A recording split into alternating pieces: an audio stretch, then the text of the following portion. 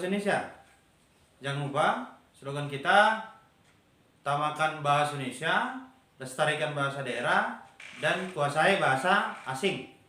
Video pembelajaran kali ini kita akan membahas tentang perbedaan antara teks eksplanasi dan teks eksposisi. Baik, kita mulai pembelajaran kita hari ini. Perbedaan teks eksplanasi dengan teks eksposisi. Bagian yang pertama, kita akan masuk di bagian pengertian. Teks eksplanasi, pengertiannya seperti yang kita tahu bahwa teks eksplanasi adalah suatu karangan yang menerangkan serangkaian proses, ingat, serangkaian proses pada suatu peristiwa ataupun dapat disebut dengan fenomena. Baik itu fenomena alam boleh, fenomena sosial juga boleh, dan yang lainnya. Itu untuk pengertian dari teks eksplanasi. Sedangkan untuk teks eksposisi ini adalah karangan yang menerangkan tentang pengetahuan ataupun nanti informasi. Jadi perbedaannya untuk pengertiannya, eksplanasi membahas tentang serangkaian proses peristiwa, sementara untuk eksposisi membahas tentang pengetahuan ataupun nanti sebuah informasi. Itu untuk perbedaan yang pertama. Mari kita lanjutkan perbedaan yang kedua. Untuk bagian tujuan di perbedaannya, teks eksplanasi menjelaskan suatu gejala atau proses pada peristiwa atau fenomena yang terjadi. Ya, itu untuk teks eksplanasi. Sementara tujuan dari eksposisi itu ada dua. Yang pertama, mendapat pengetahuan atau informasi yang sejelas-jelasnya. Jadi pembaca dapat mendapat pengetahuan atau informasi yang sejelas-jelasnya. Karena kita tahu bahwa teks eksposisi menerangkan pengetahuan atau informasi. Itu yang pertama. Yang kedua, tujuannya dari teks eksposisi adalah memaparkan sesuatu agar pengetahuan pembaca bertambah. Jadi eksposisi tujuannya dua. Kita sebagai pembaca mendapatkan informasi atau pengetahuan yang sejelas-jelasnya dan juga menambah wawasan pembacanya. Ya, itu untuk perbedaan dari tujuannya. Kita lanjutkan. Untuk bagian yang ketiga, kita akan membahas struktur teks. Perbedaan antara struktur teks eksplanasi dan juga struktur teks eksposisi. Bagian pertama, struktur teks eksplanasi dibagi jadi tiga. Yang pertama nanti ada pernyataan umum. Jadi pernyataan umum ini penulis menjelaskan atau memberikan definisi tentang fenomena atau peristiwa yang terjadi. Jadi di bagian pernyataan umum, penulis akan menjelaskan atau memberikan definisi tentang fenomena atau peristiwa yang terjadi. Contoh seperti ini. Banjir adalah peristiwa. Nah, kata adalah itu dimasukkan dalam kata ini. Definisi. Ada yang lain, yaitu boleh, terdiri atas, terbagi atas, yaitu, dan seterusnya. Ya, itu bagian pertama. Itu bagian pernyataan umum atau disebut juga bagian pembuka. Untuk yang kedua, deretan penjelasan. Masih ingat bahwa teks eksplanasi membahas tentang bagaimana ya dan mengapa sebuah fenomena atau peristiwa itu dapat terjadi. Deretan penjelasan ini memaparkan urutan mengapa peristiwa atau fenomena itu terjadi. Jangan lupa, deretan penjelasan ini adalah bagian inti dari sebuah teks eksplanasi. Ini disebut juga bagian isi. Sementara untuk penutupnya atau bagian interpretasi namanya, ini dapat berupa komentar boleh, penilaian boleh, ataupun simpulan tentang konsekuensi atas kejadian, ya, konsekuensi atas kejadian yang dipaparkan. Jika saya contohkan di bagian pernyataan umum membahas tentang banjir, di bagian interpretasi ini boleh nanti berkomentar tentang banjir tersebut atau menarik sebuah simpulan bahwa banjir itu diakibatkan oleh ulah manusia kah atau memang karena alam kah dan seterusnya. Kira-kira seperti itu. Jadi ingat, struktur teks eksplanasi dibagi tiga. Pembukanya disebut nanti dengan pernyataan umum, isinya disebut deretan penjelas. Jangan lupa, isi atau deretan penjelas ini adalah sebagai inti dari sebuah teks eksplanasi. Sementara untuk bagian penutup itu adalah interpretasi. Dapat berupa komentar, penilaian, simpulan tentang konsekuensi yang dipaparkan atas kejadian yang sebelumnya. Baik. Sementara untuk struktur teks eksposisi itu berbeda dari eksplanasi. Eksposisi kita perhatikan ada 3, yakni tesis, pendapat, yang kedua argumentasi atau alasan, yang ketiga penegasan ulang. Kita bahas satu-satu. Tesis atau pendapat di sini penulis memberikan pandangan dan pendapatnya. Ya. Jadi ini disebut bagian pembuka. Bagian tesis ini adalah penulis memberikan pandangan atau pendapatnya tentang sebuah informasi atau pengetahuan yang dibahaskan. Yang kedua, argumentasi atau alasan. Ya, di bagian isi, penulis memberikan serangkaian alasan-alasan untuk memperkuat tesis atau pendapatnya.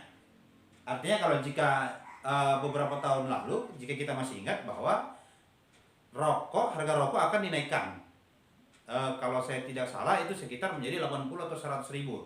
Artinya jika di awal itu merupakan pendapat di awal. Nah, jadi akan terjadi nanti apakah penulis itu setuju dengan pendapat yang di awal, apakah dia tidak setuju, akan dijelaskan dengan alasan-alasan ya di bagian argumentasi atau deretan penjelasan ini. Di deretan penjelasan ini dia menjelaskan alasan-alasan ya terhadap tesis atau pendapat yang diberikan di awal. Itu ya untuk argumentasi. Sementara untuk penegasan ulang ini penulis membuat suatu paragraf singkat yang berisikan penegasan yang lebih berupa simpulan. Jadi pendapat yang di awal tadi dan ditambah dengan argumentasi atau alasan-alasan dari penulis diperkuat nanti menjadi sebuah simpulan di bagian yang namanya penegasan ulang. Itu untuk bagian dari struktur teks eksplanasi. Saya ingatkan kembali, struktur teks eksplanasi dan eksposisi berbeda.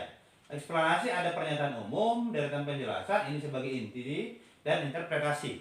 Sementara untuk struktur teks eksposisi ada tesis atau pendapat, terus ada argumentasinya, dan juga ada penegasan ulang. Ya, itu bagian yang ketiga. Mari kita lanjutkan. Untuk ciri umum, teks eksplanasi yang kita tahu memuat informasi berdasarkan faktual ya, fakta. Jadi kalau ini kita sudah bahas bahwa fakta dapat ini uji kebenarannya ya biasa dikaitkan dengan angka. Ada nanti kalau kita mau membahas ada unsur 5B tambah 1H yang di dalamnya ada kapan, apa, di mana dan seterusnya. Itu untuk fakta. Nah, ini adalah ciri umum yang pertama ya, memuat informasi berdasarkan faktual, fakta. Memuat informasi yang bersifat keilmuan. Ya, contoh banjir, mengapa terjadi banjir itu, sebab akibatnya apa? Itu kan dijelaskan di sini. Ini semua berdasarkan dan keilmuan. Itu ya untuk yang ciri umumnya untuk teks eksplanasi. Untuk eksposisi pasti dia bersifat informatif memberikan informasi kepada pembacanya. Tujuannya mana? Di sana tujuannya yang sebelumnya untuk menambah informasi atau pengetahuan pembacanya dan juga kita mendapatkan informasi pengetahuan yang sejelas-jelasnya. Itu di sini. Yang kedua, berusaha menjelaskan tentang suatu hal, tergantung nanti topik yang dibahas di sana. Kita lanjutkan. Untuk jenis teksnya, di eksplanasi, jenis teksnya itu adalah eksplanasi, namanya eksplanasi kompleks. Ya, eksplanasi kompleks. Sementara untuk teks eksposisi dia punya beragam jenis. Contoh, ada eksposisi definisi. Kalau dia bicara tentang definisi, biasanya dia menggunakan kata yaitu, adalah, yakni, yang seperti itu. Itu untuk kata pembukanya di sini. Contoh, membaca adalah, dan teruskan kalimatnya. Kira-kira seperti itu. Ada nanti eksposisi berita. Ya, ingat aja kalau ini akan kita hubungkan ke unsur 5B tambah 1H. Ada yang membahas ini nanti bahwa untuk berita ini tidak terlepas dari unsur 5W tambah 1H-nya. Nah, itu yang ketiga, ada nanti dia eksposisi namanya eksposisi ilustrasi. Ada juga eksposisi proses, ada juga analisis, terus klasifikasi, ada perbandingan, ada juga pertentangan. Jadi ini jenis-jenis teks yang ada di teks eksposisi. Baik, mari kita lanjutkan. Untuk contoh teksnya, ya kita bahas coba. Teks eksplanasi kita pahami bahwa jenisnya eksplanasi ada berkaitan dengan fenomena alam, fenomena sosial, bisa pengetahuan, budaya dan yang lainnya. Coba kita ambil untuk alam dan budaya, alam dan sosial. Contoh ada terkait gempa bumi dan tsunami masuk ke fenomena alam. Sementara untuk kemiskinan dan juga pengangguran ini masuk ke fenomena sosial, ya. Untuk teks eksposisi contohnya itu berkaitan dengan iklan. Iklan ya, editorial itu masuk kemari. Contoh eksposisi nanti yang berita ya, editorial atau biasa disebut dengan tajuk rencana, ya yang ini. Ada nanti eksposisi pengetahuan dan juga ya yang lainnya. Untuk pembahasan perbedaan ciri bahasanya, teks eksplanasi dia bahasanya lugas dan baku. Bahasa lugas artinya bahasa yang sebenarnya. Kalau kita membahas nanti maknanya, bahwa dia bermakna yang dinotasi, bukan konotasi. Itu yang pertama. Yang kedua, memiliki kata-kata teknis atau istilah. Istilah atau kata teknis itu artinya kata yang dipakai ya pada satu bidang tertentu. Ya, bisa kita pahami. 3, kata-kata bermakna kronologis atau kausalitas. Eksplanasi membahas tentang hubungan sebab akibat. Makanya kalau kita mau bahas ini, hubungan kronologis atau kausalitas berhubungan dengan sebab akibat. Jadi konjungsi-konjungsi ada karena, sehingga, oleh karena itu, akibatnya dan seterusnya. Ya di sini. Terus yang keempat dia teks eksplanasi itu adalah kalimat afirmatif berupa pernyataan. Untuk teks eksposisi sama bahasanya baku. Untuk bahasa baku juga itu ada beberapa kajiannya nanti bahwa bahasa baku tidak boleh dipengaruhi oleh bahasa daerah, tidak boleh dipengaruhi oleh bahasa asing, juga tidak ambigu dan seterusnya. Itu pembahasan kita sebelumnya. Yang kedua ini sama dengan yang di atas, ya, menggunakan kata-kata teknis atau istilah. Hanya saja berbeda nanti istilah pada teks eksplanasi dan teks eksposisi karena yang dibahas juga sudah berbeda.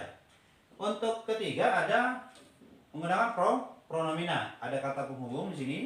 Untuk yang eksposisi ada juga perba kata kerja. Untuk nomina ini kata benda. Ada juga adjektiva sifat dan ada juga nanti adverbia. Jadi pembelajaran kita hari ini membahas tentang perbedaan teks eksplanasi dengan teks eksposisi. Dari bagian yang pertama kita membahas dari pengertiannya, yang kedua kita membahas tujuannya, dan yang ketiga kita membahas struktur teks tersebut, yang keempat kita membahas ciri umumnya, terus ada jenis teks, ada contoh teksnya, dan juga ciri bahasa.